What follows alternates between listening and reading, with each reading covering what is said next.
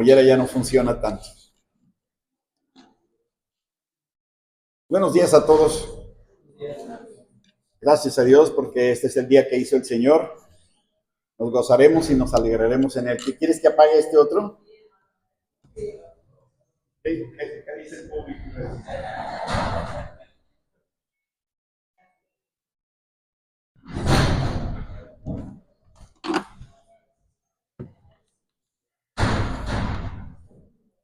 Bien, abramos nuestra Biblia en el Evangelio según San Lucas, capítulo 18. Vamos a continuar la enseñanza que tuvimos la semana pasada. La enseñanza de la semana pasada fue de Lucas 18, del versículo 18 hasta el versículo 23, y el tema fue cómo obtener la vida eterna. Hoy vamos a ver el resto, pero para podernos ubicar de nuevo en el contexto, en todo lo que está trazando aquí el Señor Jesucristo, vamos a leer desde el versículo 18. El tema de hoy es la imposibilidad de la salvación. En otras palabras, humanamente hablando, la salvación no es posible alcanzarla. ¿Sí? Si me acompañan con la lectura, con sus vistas, dice así Dios en su palabra, en el verso 18. Un hombre principal le preguntó diciendo: Maestro bueno, ¿qué haré para heredar la vida eterna? Jesús le dijo: ¿por qué me llamas bueno? Ninguno hay bueno sino solo Dios. Los mandamientos sabes: no adulterarás, no matarás, no hurtarás, no dirás falso testimonio, honra a tu padre y a tu madre. Y él dijo: todo esto lo he guardado desde mi juventud. Jesús, oyendo esto, le dijo: aún te falta una cosa. Vende todo lo que tienes y dalo a los pobres, y tendrás tesoro en el cielo. Y ven, sígueme. Entonces él, oyendo esto, se puso muy triste porque era muy rico. Al ver Jesús que se había entristecido mucho, dijo: cuán difícilmente entrarán en el reino de Dios los que tienen riquezas, porque es más fácil pasar un camello por el ojo de una aguja que entrar un rico en el reino de Dios. Y los que oyeron esto dijeron: ¿quién pues podrá ser salvo? Él les dijo: lo que es imposible para los hombres es posible para Dios. Entonces Pedro dijo: he aquí nosotros hemos dejado nuestras posesiones y te hemos seguido. Y él les dijo: de cierto os digo que no hay nadie que haya dejado casa, o padres, o hermanos, o mujer, o hijos por el reino de Dios, que no haya de recibir mucho más en este tiempo y en el siglo venidero la vida eterna. Que Dios bendiga su palabra. Si ustedes recuerdan, la semana pasada estuvimos hablando precisamente de este joven rico. Este joven era un principal, como vemos aquí. Marcos le llama un hombre rico y Mateo le llama un joven, así que es un joven principal o gobernante rico, el que se acerca al Señor Jesucristo y se acerca con una necesidad muy grande, porque él no tenía paz a pesar de haber sido un religioso.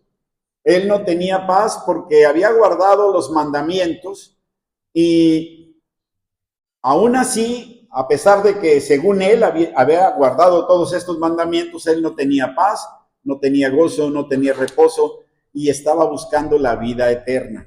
¿Qué haré para heredar la vida eterna? El Señor Jesús le menciona la ley para que se dé cuenta de su situación, porque para eso es la ley. Por medio de la ley, dice Pablo, es el conocimiento del pecado. Uno se da cuenta de que es pecador cuando nos vemos en el espejo de la ley. Ahí te das cuenta que dices: oye, no mentirás o no darás falso testimonio, y ahí es donde uno dice: oye, yo fallé en esto. Y no tan solo en eso, hay muchas otras cosas más.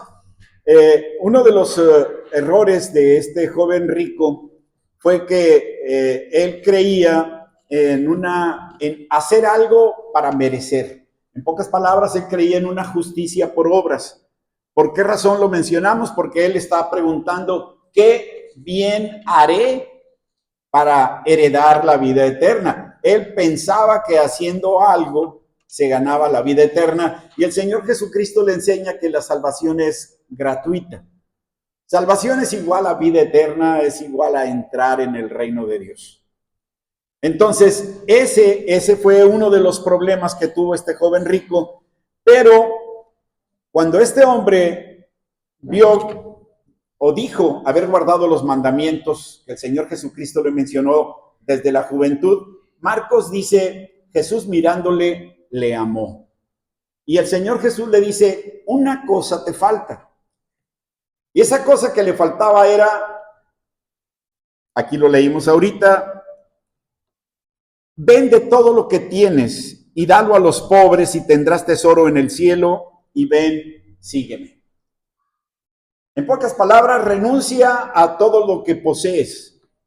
Ahora, no sé si lo mencioné esto la semana anterior, pero ¿le pide eso el Señor Jesucristo a todos? ¿O se lo pidió únicamente a este joven rico? Al parecer, como vemos la escritura, se lo pidió únicamente a este joven rico porque el Señor conoce nuestro corazón y sabe qué es lo más valioso o más importante en nuestra vida.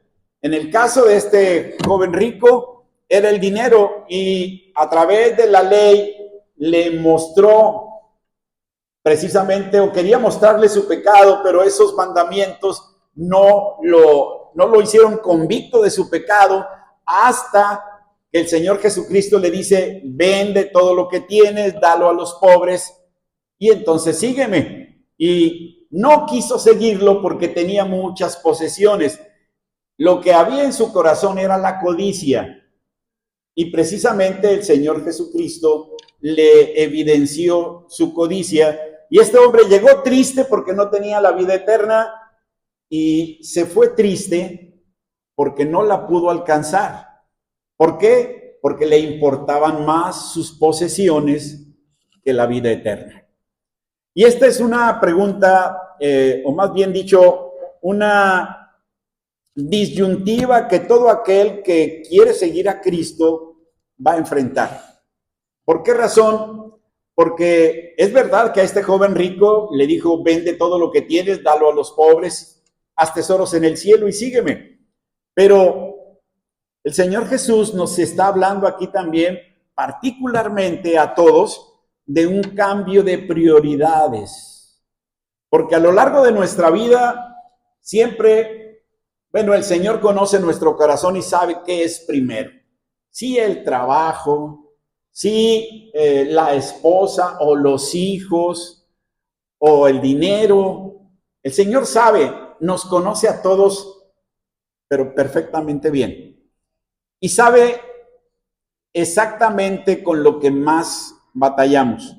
Así que ahora, ya que el joven rico se fue triste, se queda el Señor Jesucristo solo y se queda con los discípulos, y Él les quiere dejar impreso en sus mentes y en sus corazones dos cosas. ¿Por qué se fue triste el hombre rico? Es el significado de la tristeza de este hombre rico. Y en segundo lugar, lo difícil que es alcanzar la salvación, o lo imposible que es alcanzar la salvación para nosotros como seres humanos por nuestras propias fuerzas. Al final leemos lo que es imposible para los hombres, es posible para Dios. O lo que no es posible para los hombres, para Dios es posible. Esto es lo que son los dos puntos que vamos a tratar aquí: la tristeza de este joven rico, y vamos a tratar también, en este caso, la imposibilidad de la salvación. Pero antes de entrar en estos puntos, esa dificultad para entrar al reino de Dios, en forma particular para los que tienen riquezas, hay una dificultad muy grande. El Señor Jesucristo había dicho en el Sermón del Monte, entrad por la puerta estrecha, Mateo 7, 13 y 14. Entrad por la puerta estrecha porque ancha es la puerta y espacioso el camino que lleva a la perdición, y muchos son los que andan por ella, porque estrecha es la puerta y angosto el camino que lleva a la vida eterna, y pocos son los que la hallan. Ahora, ¿por qué la puerta es estrecha? ¿Por qué la puerta es angosta? Bueno, tú no puedes entrar a ella con todas tus maletas cargadas de pecados. Tú no puedes entrar por esa puerta estrecha con tu codicia. Tú no puedes entrar por esa puerta estrecha con tu orgullo. No puedes entrar por esa puerta estrecha con tu confianza puesta en el dinero o en algo más que Jesús. Esa es una puerta estrecha. Ni tú ni yo podemos ir cargados con nuestras maletas de pecados. Ahora, ¿por qué dice también son pocos los que andan por esa senda?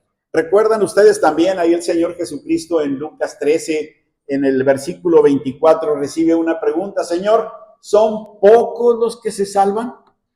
Hubo un hombre que quería preguntar, o que preguntó, ¿cuántos se van a salvar? ¿Son pocos? Y el Señor Jesucristo, ¿qué le responde? Les dice, esforzaos a entrar por la puerta angosta. ¿Quieres entrar? Esfuérzate. En Mateo 11:12, el Señor Jesucristo, hablando de Juan el Bautista, dice, al reino de los cielos se hace fuerza y los valientes lo arrebatan. La vida cristiana no es una vida donde, vamos, el camino está despejado, no hay obstáculos, no hay problemas, no hay luchas. Esa no es la vida cristiana. La vida cristiana es una lucha, y es una lucha constante hasta el final de nuestros días, cuando ya Dios nos recoja y estemos en su presencia.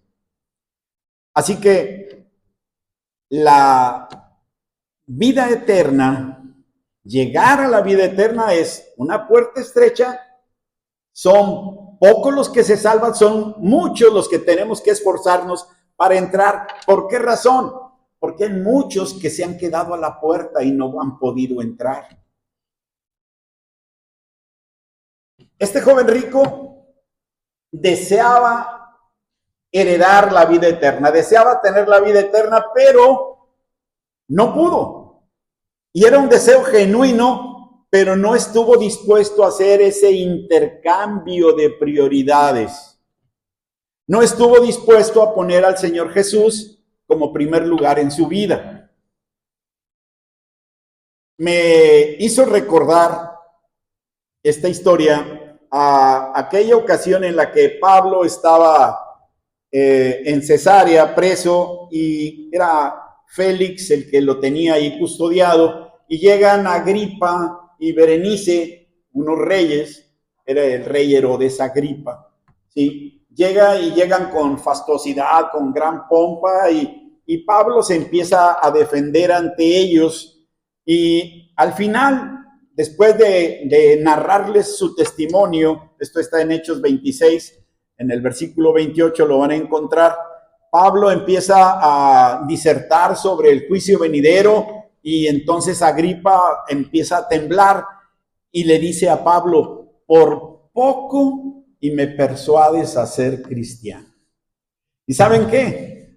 Hay muchos que por poco se han quedado en la puerta. No han entrado no han podido entrar. ¿Por qué? Porque no están dispuestos a hacer ese intercambio. El Señor Jesús demanda todo. Había otro hombre, un escriba, que el Señor Jesús le pregunta al Señor Jesucristo, ¿cuál es el principal mandamiento?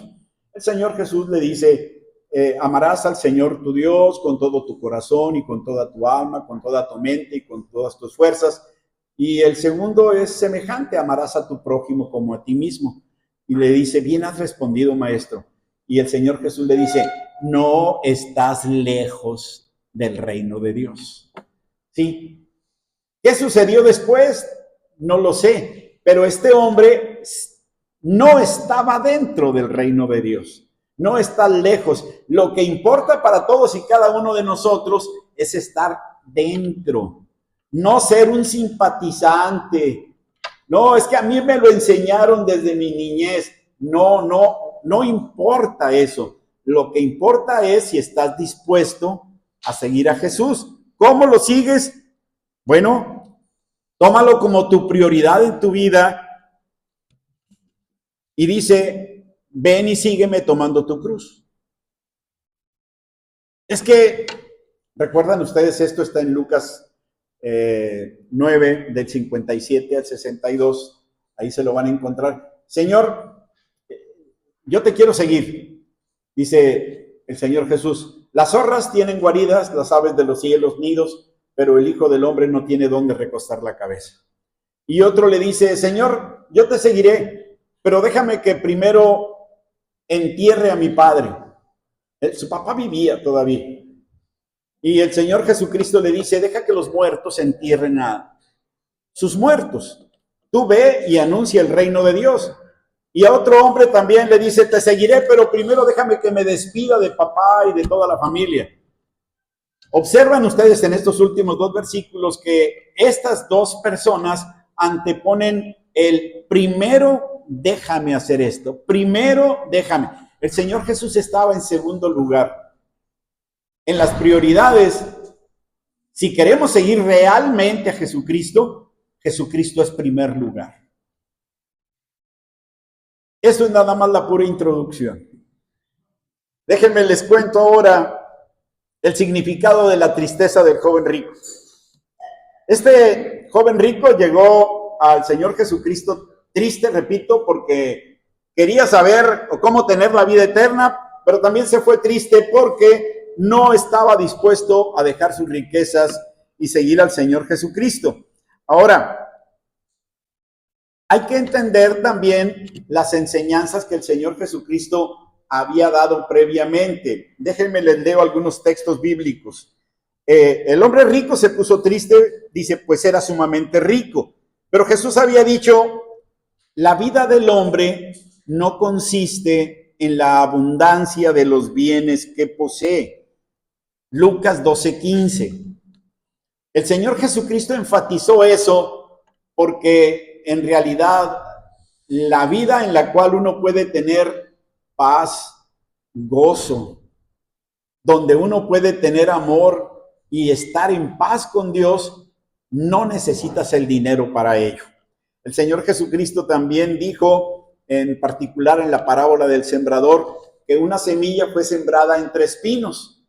Y dice, la semilla creció, pero no dio fruto. ¿Por qué? Porque los espinos la ahogaron.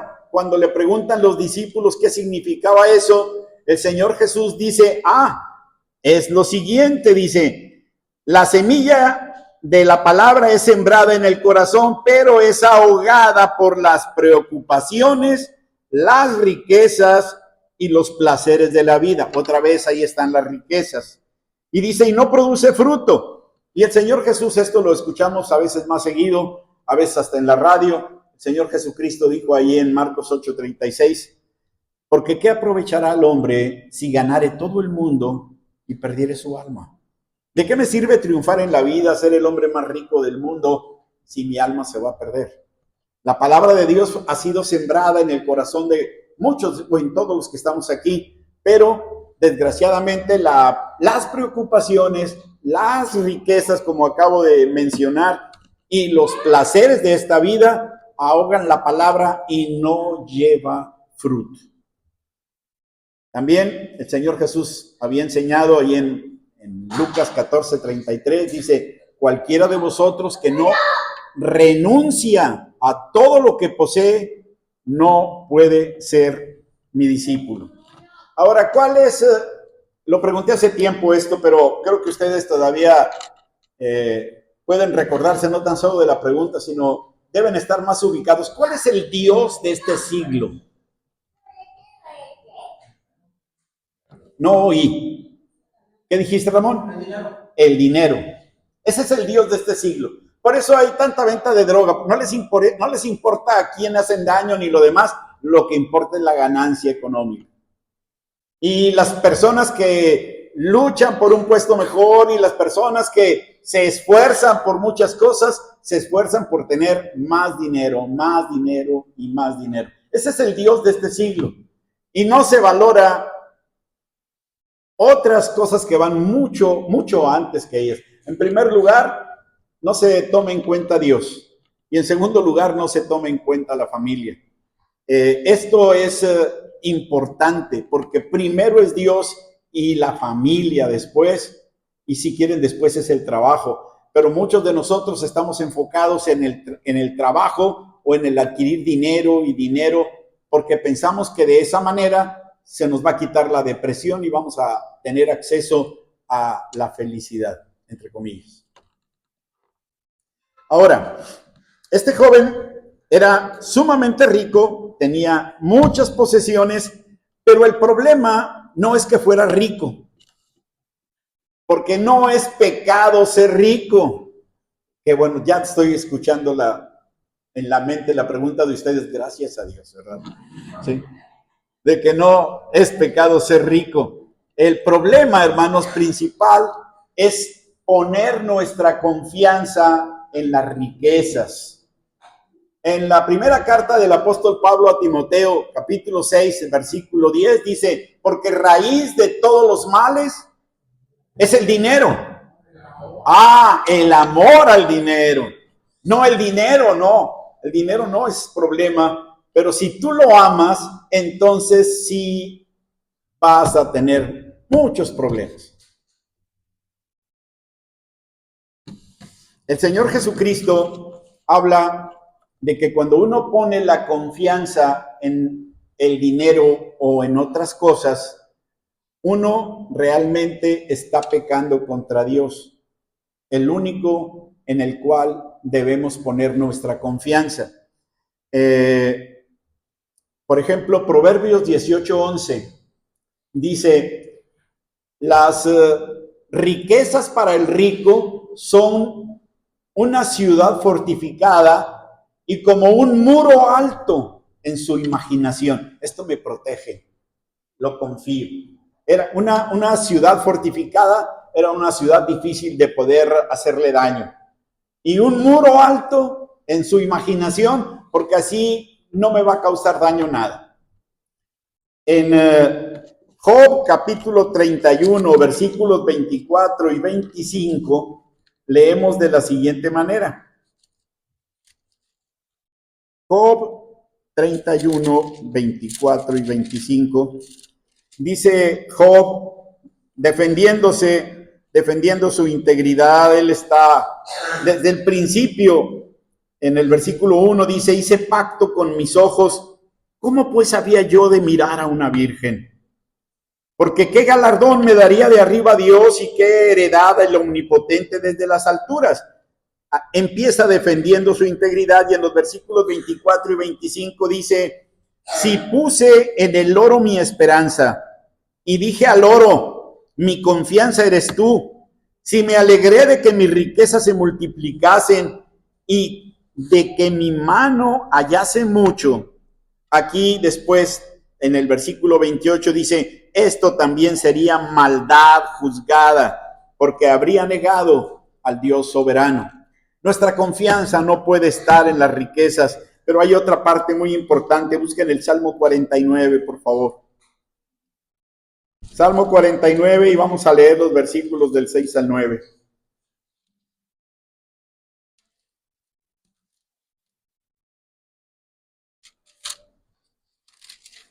El salmista, como título que está en este salmo, es la insensatez de confiar en las riquezas, ¿verdad? En el versículo 6 dice, los que confían en sus bienes y de la muchedumbre de sus riquezas se jactan, ninguno de ellos podrá en manera alguna redimir al hermano ni dar a Dios su rescate, porque la redención de su vida es de gran precio y no se logrará jamás para que viva en adelante para siempre y nunca vea corrupción. ¿Quieres tú rescatar el alma de tu hermano para que sea salvo?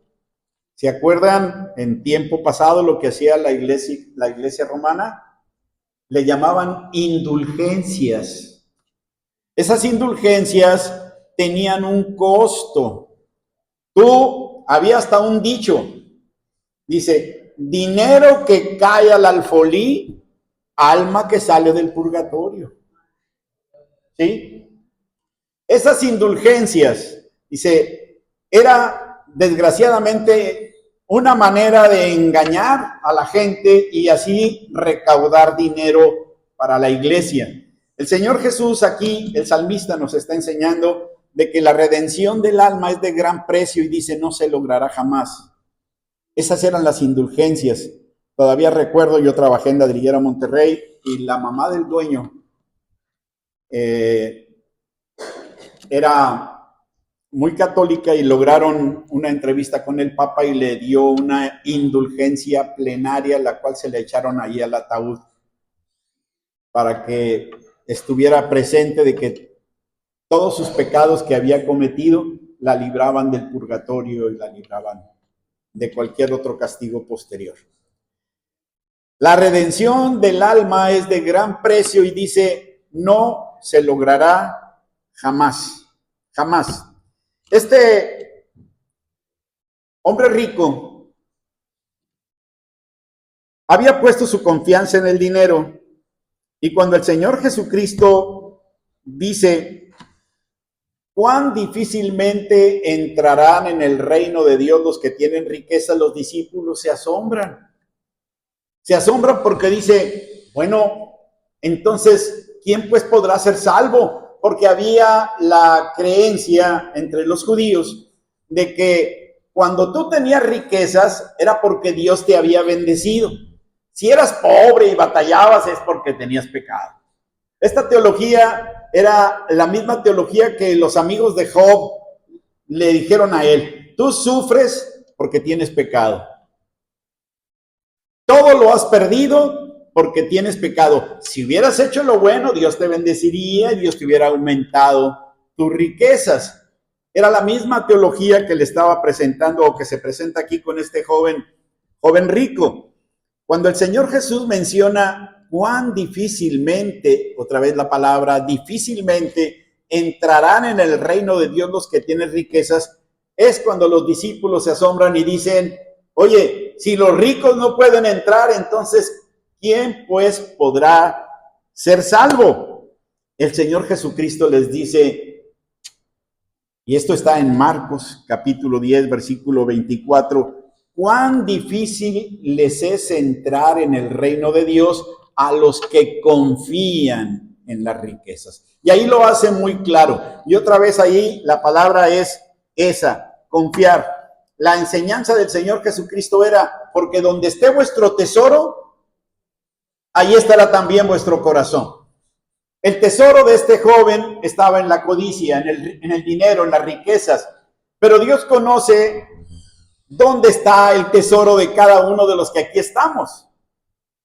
¿Dónde está tu más grande amor? ¿Dónde está aquello que más cuidas? Lo que más te importa en tu vida. Bueno, el Señor Jesús va a tratar con eso. En el joven rico era la avaricia y tanto el apóstol Pablo a los efesios como a los colosenses dice que la avaricia es idolatría o la codicia es idolatría. Y acuérdense de algo, detrás de los ídolos están los demonios.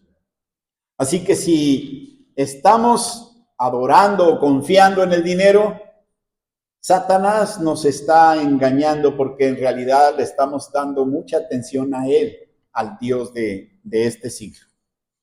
Así que esa es la razón por la cual el joven se puso triste y se puso triste porque confiaba más en las riquezas y porque amó más su pecado que seguir al Señor Jesucristo. Hace muchos años me topé con un muchacho Estuvo aquí en la iglesia, estuvo en un campamento, decidió seguir al Señor Jesucristo, pero tenía un grave problema o un grave pecado y no lo quiso dejar. Este muchacho era homosexual. Entonces, llegó un momento en el que tuve que entrevistarme con él y hablar muy claro. Y estábamos sentados en un restaurante y en una mesa y había un salero y una pimienta. Le dije, mira, este es tu pecado y este es Cristo. Escoge cuál quieres seguir. Agarró la pimienta, el pecado, y dije, este. Ok, ahí terminó todo. Pasaron 5 años y me llama y reconocí la voz. Me dice, habla fulanito. Dije, sí, ¿qué tal? ¿Cómo has estado? Dice, me gustaría platicar con usted. Y entonces ya nos citamos en otro restaurante y empezamos a platicar y me dice, ¿se acuerda aquella ocasión en la que me dijo que o Cristo o mi pecado y que yo quise mi pecado? Dice, sí. Dice, tengo SIDA. Escoger el pecado trae consecuencias. Dejar a Cristo. A ver, alguno de ustedes léame Jeremías 2:19. La Biblia más rápida de Galilea. O el celular más rápido de Galilea. ¿Qué dice Jeremías 2:19? En voz fuerte, por favor, nada más quien le toque leer. Dice aquí, Jeremías 2:19, tu maldad te castigará y tu rebeldía te condenará. Sabe, pues, y ve cuán malo y amargo es el haber dejado tú a Jehová tu Dios y faltar mi temor en ti, dice el Señor Jehová de los ejércitos. Dice aquí en particular, dice, sabe pues y ve cuán malo y amargo es el haber dejado tú a Jehová tu Dios y faltar mi temor en ti, dice el Señor Jehová de los ejércitos. Y esto se lo compartí también hace muchos años a otro hermano, que desgraciadamente, jugando con una pistola que él pensaba que traía puesto el seguro, estaba en una reunión, en una tienda, y estaba por ahí un muchacho con cierta discapacidad y trató de jugar con él y le puso la pistola en la frente y se disparó y lo mató. No tuvo temor de Dios. Y yo le dejé este versículo de Jeremías 2:19 y volvió al camino, pero ya en la prisión, ya con las consecuencias. ¿Sí? Hermanos, necesitamos tener temor de Dios y buscarlo. ¿De qué aprovechará al hombre si ganare todo el mundo y perdiere su alma? Ahora vamos a hablar de la imposibilidad de la salvación. Ustedes, les voy a hacer una pregunta. Observen aquí en el versículo 25 que dice, porque es más fácil pasar un camello por el ojo de una aguja que entrar un rico en el reino de Dios. Es más fácil pasar un camello por el ojo de una aguja que entrar un rico en el reino de Dios. La pregunta para ustedes es, ¿qué diferencia hay entre un camello y un dromedario? ¿Cuál es el que tiene una joroba y cuál es el que tiene dos? Luego, consúltenlo ahí. A ver, Leti. No, es al revés. Es al revés. El camello tiene dos jorobas, el dromedario tiene una. ¿Sí? Y el Señor Jesucristo está haciendo esta declaración de una forma dramática para que los discípulos se les quede grabado de que, oye, es ridículo pensar que tú vas a poder pasar un camello por el ojo de una aguja. No se te ocurra pensarlo, pero hay muchas personas que a través de su vida siguen intentando con sus esfuerzos pasar un camello por el ojo de una aguja, en pocas palabras, ganar su salvación. Hay muchas personas que han tratado de ajustar, entre comillas, ajustar este versículo, diciendo, por ejemplo, es que la palabra, tal vez se equivocaron, porque la palabra camello en el griego es camelos, y hay una palabra que se parece mucho que es camilos, todas con K, que significa cuerda o cordón. En pocas palabras, el Señor Jesús no estaba diciendo eso porque, pues no sé cuántos de ustedes hayan enhebrado una aguja, yo lo hice muchas veces para surcir algún calcetín o lo que sea, pero enhebrabas la aguja, pasaba. No se refiere a eso el Señor Jesucristo. Eso es un ajuste que los que quieren realmente ajustar esa declaración a su propósito hacen, pero no es así. Otros dicen que la aguja era una puerta en el muro para pasar por ahí a algún camello. Pero lo curioso es que esa era una puerta que estaba en el muro, pero la entrada tenía 10 metros de ancho. Entonces, oye, ¿por qué tengo que pasar a mi camello por esa puertecita cuando tengo 10 metros de ancho para andar y entrar con ella? No era en realidad eso. Estas explicaciones es personas que buscan hacer posible lo que el Señor Jesucristo dijo que era imposible. La salvación es imposible, no puede hacerse, y ese es el punto principal. La salvación es imposible, no es un logro humano, y esto es tanto para ricos como para pobres. Salvación es imposible para cada uno de nosotros que lo quiera intentar. Es imposible. Y aquí les voy a dar algunas razones. ¿Por qué podemos pensar que la salvación es imposible para nosotros? Bueno, porque por nuestras fuerzas no hemos podido cambiar nuestra vida. Hay algo que es imposible cambiar como seres humanos: nuestros afectos, nuestros amores. Ahorita leíamos, raíz de todos los males es el amor al dinero, y todos tenemos ahí cierta clase de amor por el dinero, pero leyendo un estudio sobre el arrepentimiento, me encontré estas citas bíblicas. Vayan a el Salmo 4, en el versículo 2.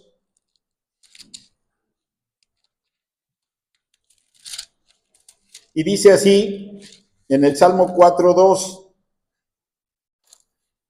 el salmista hace un reclamo y dice: hijos de los hombres, ¿hasta cuándo volveréis mi honra en infamia? Amaréis la vanidad y buscaréis la mentira.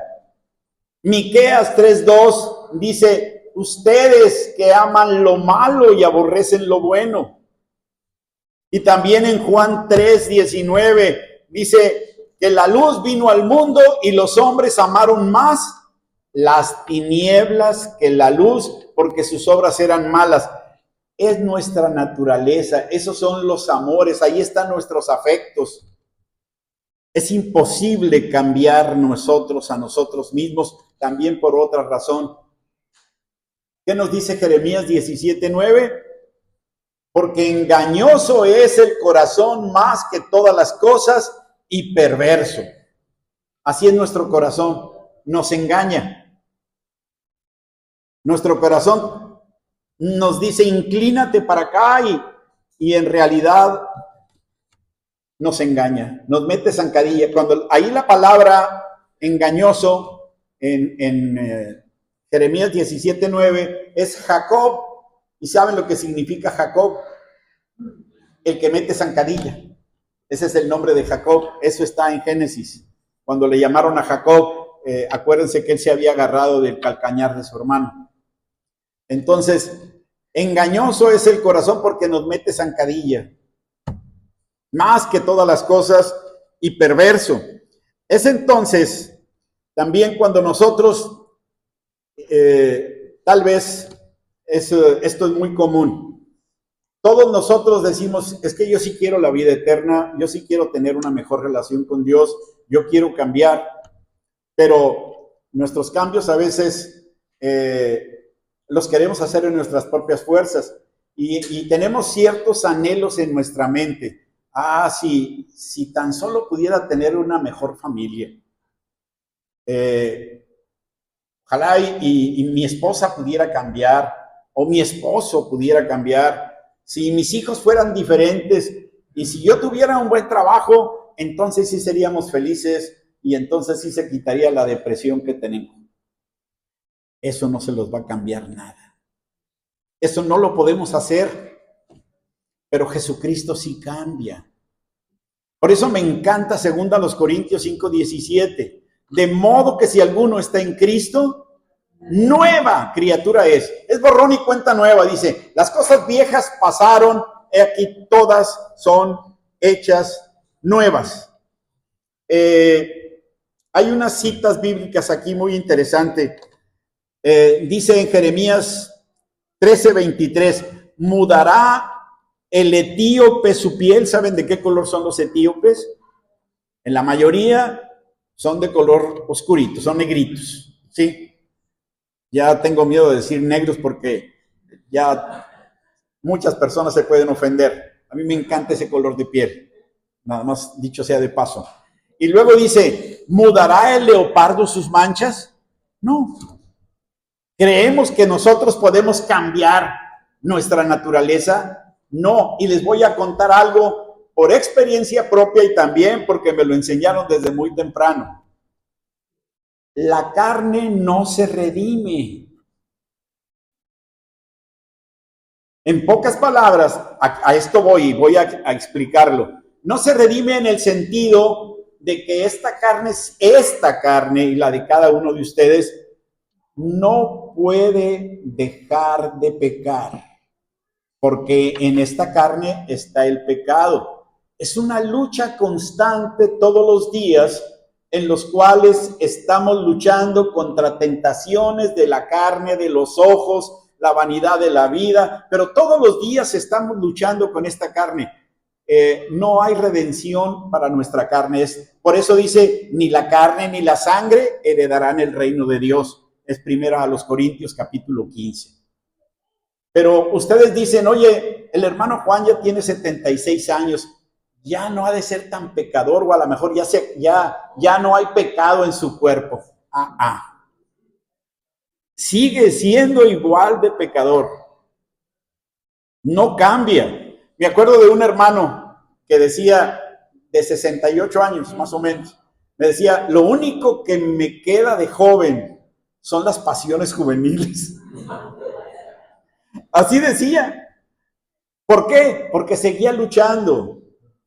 Y ahora se los digo yo por experiencia propia, yo sigo luchando. Esta carne, en ese sentido, no tiene redención. En ese sentido. Ustedes dicen, ¿la carne va a alcanzar salvación? Sí, algún día tendremos un cuerpo glorificado, pero el cuerpo que se siembra no es el mismo que va a salir. Tendremos un cuerpo celestial. Este es un cuerpo terrenal, natural. ¿Sí?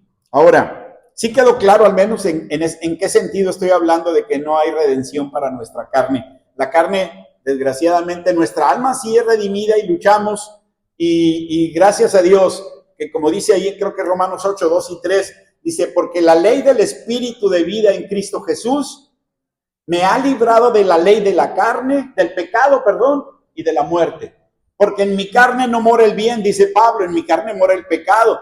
Y el pecado me jala a hacer lo malo con este cuerpo.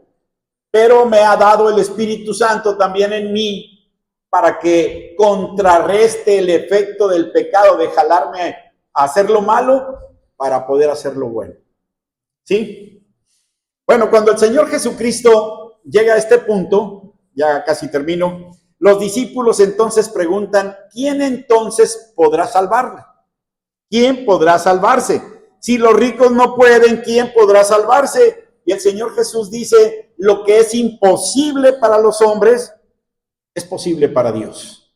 En pocas palabras, la salvación solamente es posible para Dios. Por esa razón necesitamos buscar a Dios, no confiar en nosotros mismos. Y esto también a mí me da paz en este aspecto que les voy a mencionar. La seguridad de salvación no depende de lo que yo haga, bien o mal, o lo que deje de hacer. Porque la salvación depende de Dios. Si sigo a Jesucristo y tropiezo, caigo, peco, si sigo a Jesús como me está diciendo aquí, niégate a ti mismo, toma tu cruz y sígueme, en ese momento te voy a decir, el que haya caído no dependió de mí. El Señor Jesús es el que garantiza mi salvación por lo que Él hizo en la cruz del Calvario. Eso es lo que garantiza mi salvación. Yo no voy al cielo el día que Dios me recoja confiado en que fui más de 35 años pastor de esta iglesia. Eso no son méritos, estos méritos no sirven para entrar al cielo. Los méritos que sirven para entrar al cielo son los méritos de Jesucristo. Y mi confianza puesta en Él me garantiza mi entrada, amplia entrada al cielo. No raspando, no de panzazo. Los méritos de Jesucristo. Ninguno de nosotros tenemos poder en nosotros mismos para salvarnos, hermanos. Si no, pregúntense, ¿cuántos de ustedes hasta ahorita han abandonado ese pecado que está ahí dentro de ustedes y que no queremos confesar porque nos da pena? ¿Cuántos de ustedes o de nosotros hemos abandonado nuestro orgullo? ¿Cuántos de nosotros hemos abandonado realmente pensamientos impuros? Pero lo que es imposible para nosotros es posible para Dios. Y ahorita les mencioné 2 Corintios 5:17 porque somos nuevas criaturas. Nuevas criaturas en el sentido de que cuando pusimos nuestra fe en Jesucristo, Dios nos selló con su Espíritu Santo y empezó una obra de regeneración. Tito capítulo 3, versículo 5, leemos de la siguiente manera. Si no lo tienen, escúchenlo.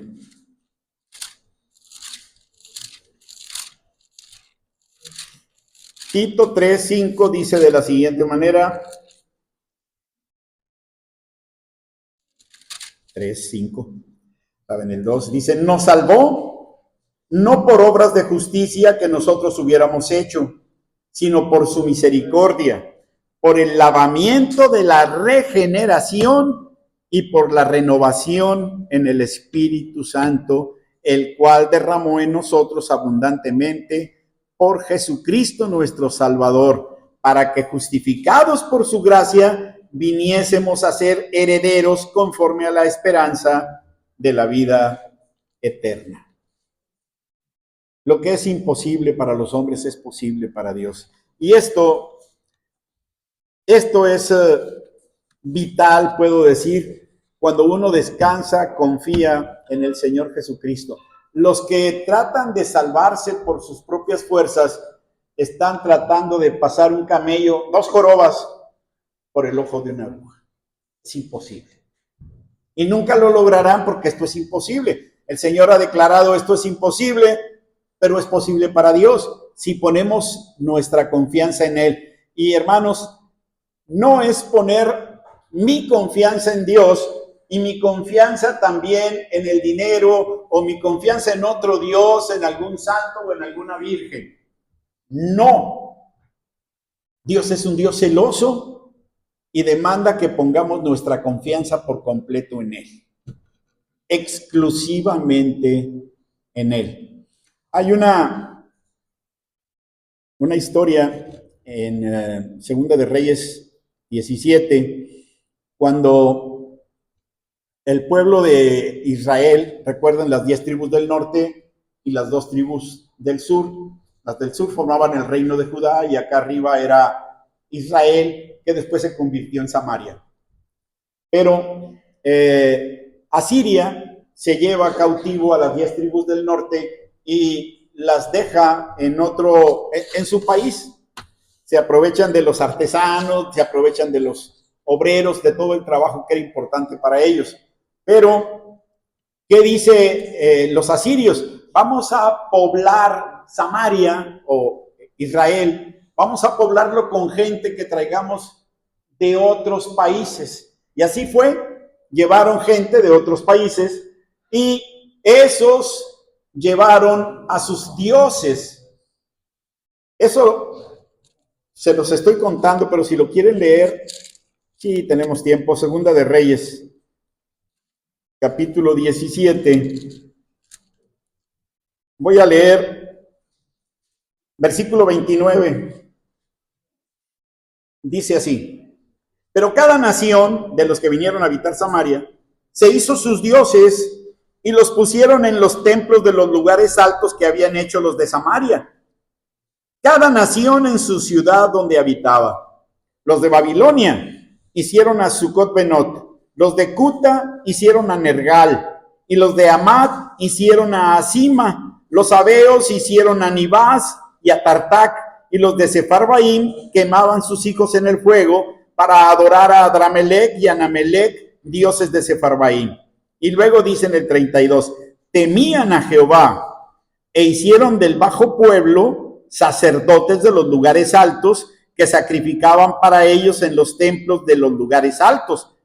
Vean la gran, ¿cómo se le llama? El gran doble ánimo que tenían en el versículo 33. Temían a Jehová y honraban a sus dioses, según la costumbre de las naciones de donde habían sido trasladados. Y entonces es el momento en el cual Dios envía leones y empieza a atacar a todos aquellos que estaban en esa región, y entonces empiezan a pensar, esto es porque no estamos honrando al Dios de su tierra. Y entonces se traen sacerdotes para que les enseñen a adorar a Dios, pero continuaron adorando a Dios y adorando sus dioses. Hermanos, no puede haber doble ánimo en el cristiano. ¿Es Jesucristo o no es nadie? Detrás de los ídolos están los demonios. Y Jesús dijo, el que no es conmigo, contra mí es. Y el que conmigo no recoge, desparrama. Menciono esto porque es necesario que seamos radicales en ese aspecto. Nuestra fe es únicamente en Jesucristo. Nuestra confianza es únicamente en Jesucristo, en lo que Él hizo por nosotros en la cruz. No en lo que yo haga o deje de hacer. Pero si mi confianza está puesta en Jesús y yo he caído en pecado y otra cosa, pero sigue siendo mi confianza en Jesús porque me arrepiento y vuelvo al camino otra vez, entonces no tengo de qué preocuparme. Mi salvación está asegurada, garantizada por lo que Jesús hizo por mí en la cruz. Así que termino con la pregunta de Pedro. Señor, nosotros lo hemos dejado todo y te hemos seguido. Pues tendrá